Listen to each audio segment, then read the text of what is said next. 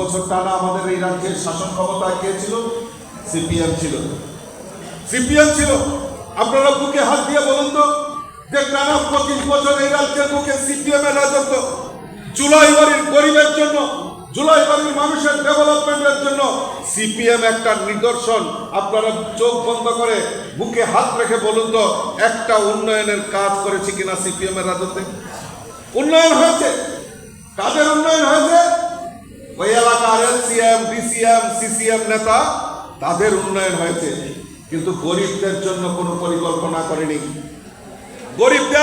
গরিবদের আরো কিভাবে শোষণ করা যায় তার প্রয়াস করেছে।